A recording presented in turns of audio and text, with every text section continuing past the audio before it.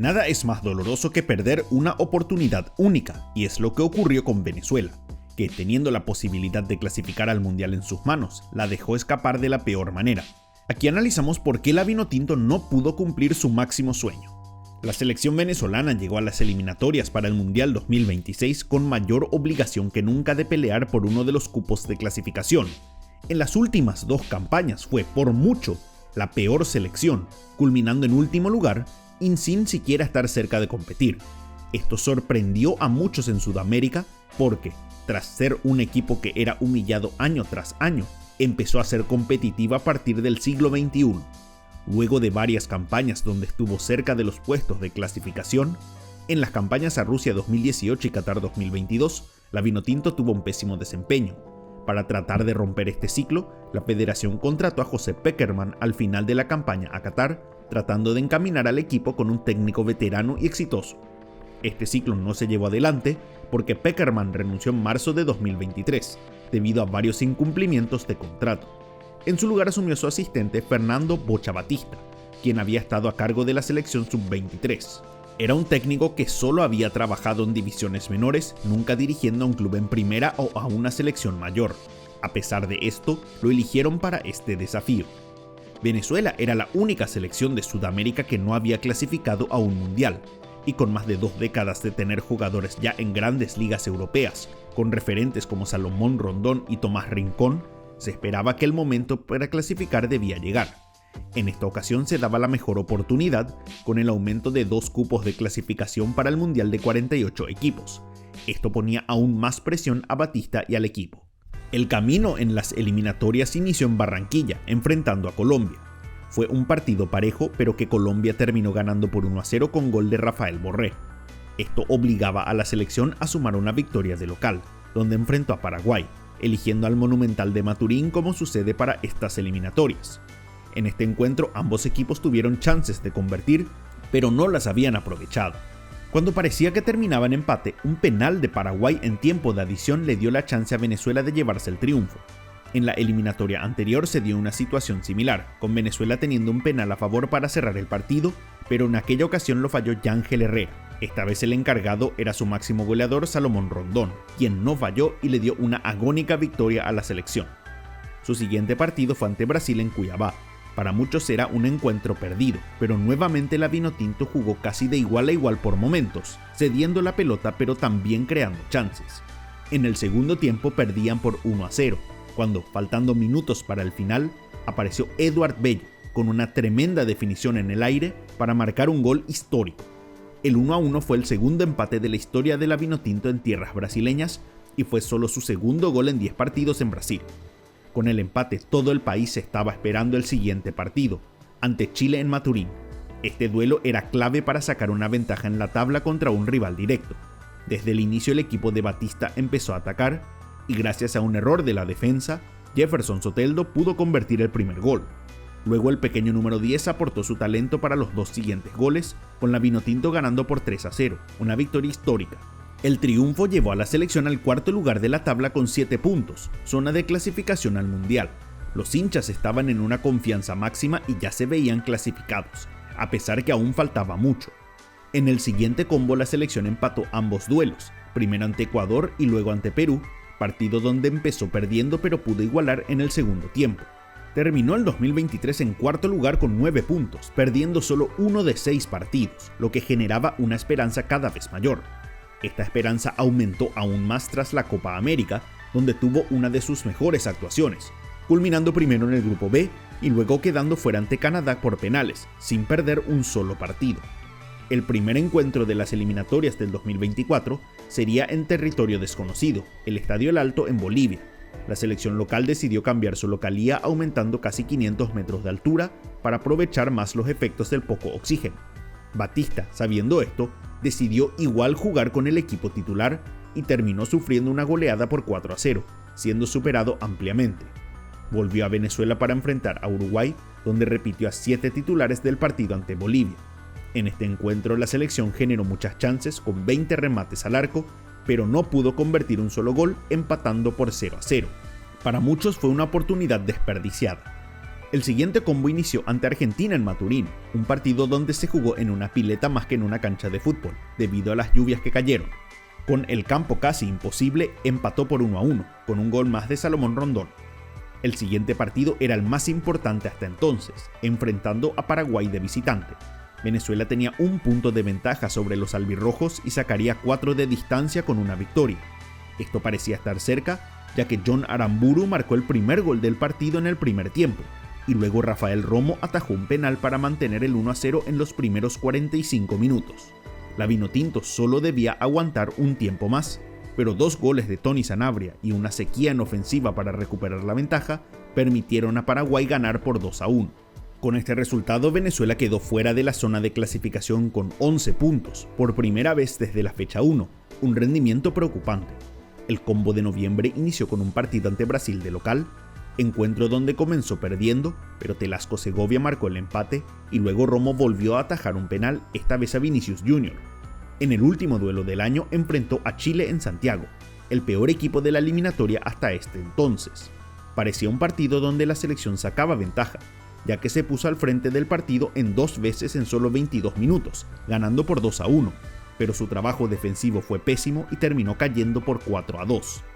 Así, solo sumó 3 puntos más en 6 partidos del 2024, quedando en octavo lugar, fuera de las chances de clasificar. La presión estaba encima de Batista para corregir el rumbo de manera urgente. La mala racha continuó en 2025, con una derrota en la fecha 13, jugada en marzo ante Ecuador en Quito por 2-1.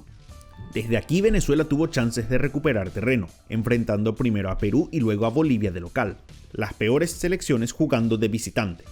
Primero derrotó a la bicolor por 1-0 con un gol de Rondón de penal, en un partido con muchas quejas por el arbitraje del chileno Cristian Garay. El siguiente duelo ante Bolivia podía definir la clasificación. Venezuela superaba a la verde por 1 punto en la tabla y podía sacar 4 de distancia con solo 3 partidos por jugarse. Esto hizo que el público llene el estadio de Maturín esperando una victoria.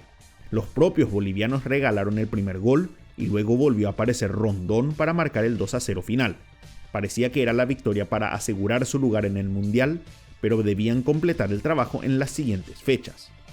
Falló en sus 2 partidos de visitante, primero cayendo ante Uruguay por 2-0 y luego ante Argentina por 3-0. Estas derrotas dejaron a la selección sin chances de clasificar de forma directa, atrasando más el sueño mundialista. Más allá de estos resultados, llegó a la última fecha jugando de local y con la clasificación al repechaje en sus manos. Sumaba 18 puntos, uno más que Bolivia, por lo que un triunfo aseguraba el cupo. Su rival, Colombia, que ya había clasificado en la fecha anterior. Bolivia, mientras tanto, debía enfrentar a Brasil en el Alto.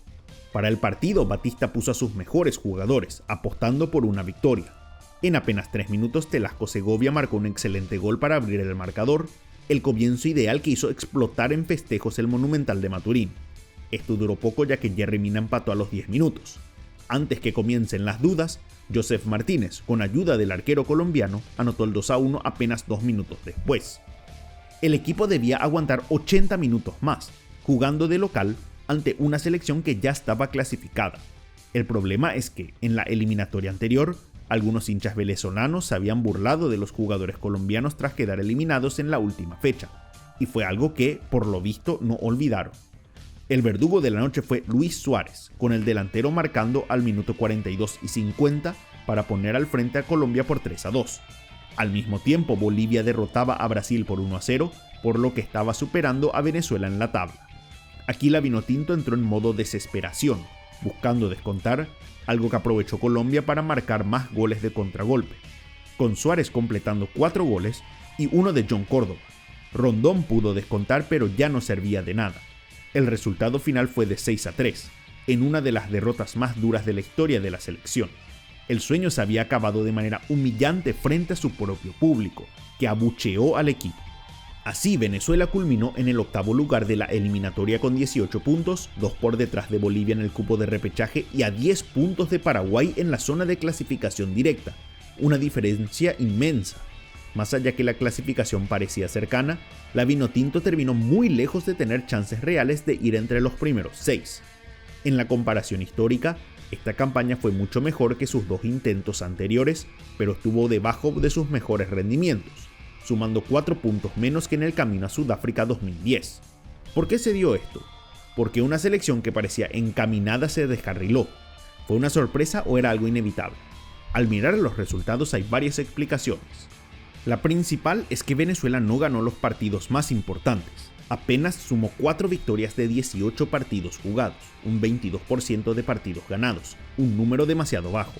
Si vemos el cálculo histórico, ninguna selección que haya sumado menos de 6 victorias pudo clasificar a un mundial, y solo una de ellas, Venezuela para Brasil 2014, clasificó entre los primeros 6, pero esto disputando 2 partidos menos. Estas 4 victorias también se dieron ante los rivales más débiles, jugando de local ante Chile, Perú, Bolivia y Paraguay, esta última cuando la albirroja estaba en su peor momento.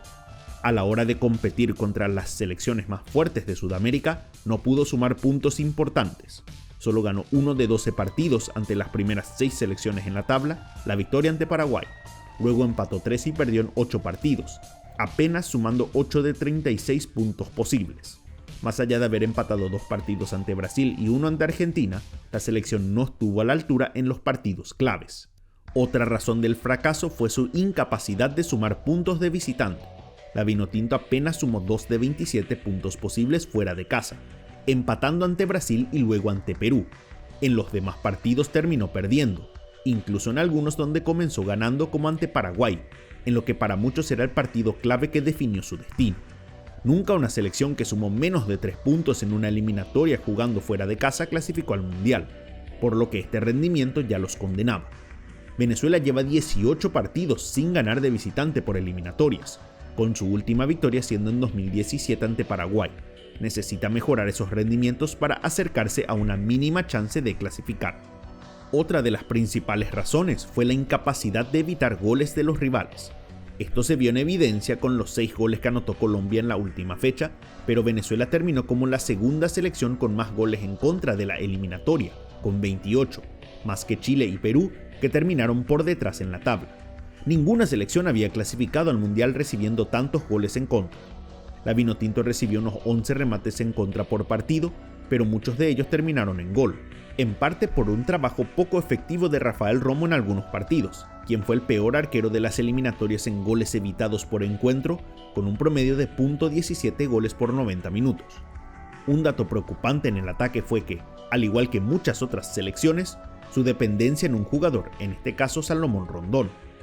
Rondón fue el máximo goleador del equipo con 6 tantos, 4 más que cualquier otro jugador de la selección.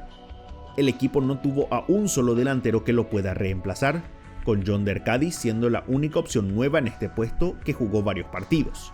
En general, el equipo venezolano fue uno de los más veteranos, siendo la segunda selección de mayor promedio de edad solo por detrás de Perú. Esto se debe en gran parte a la falta de desarrollo de la generación subcampeona sub-20 del 2017, donde solo 4 jugadores son referentes actuales, entre ellos Yángel Herrera y Jefferson Soteldo. El resto, con incluso mayor proyección, nunca estuvo cerca de alcanzar su potencial. Hoy Venezuela tiene a algunos jugadores en Europa, como su lateral derecho John Aramburu o al mediocampista Cristian Cáceres, pero deberán iniciar una renovación forzada para tener mayor competitividad a futuro. Un problema de Venezuela a futuro será la relación entre los jugadores y los fanáticos. Esta relación hoy se ve rota, en especial tras la derrota en casa ante Colombia. Los hinchas consideran que los jugadores no están dando todo por su país y que no hacen un trabajo profesional en sus clubes. Por esta razón se han dado diversos cruces en redes sociales entre jugadores, periodistas y luego hinchas, en especial con Soteldo.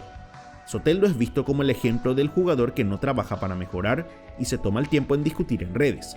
Hoy no está rindiendo en Fluminense, pero a pesar de su bajo nivel, sigue siendo el futbolista más desequilibrante de la Vinotinto.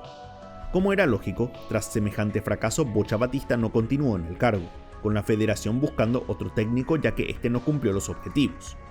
En una entrevista posterior dijo que en el futuro se iban a valorar mucho las cosas que hicieron, algo que no cayó bien a muchos hinchas venezolanos. En los amistosos de septiembre, el técnico a cargo fue Osvaldo Vizcarrondo, el ex central de la selección, pero se espera que busquen a un entrenador de mayor perfil. Se mencionó que Tite, el ex DT de Brasil, podía ser una opción, pero está descartada.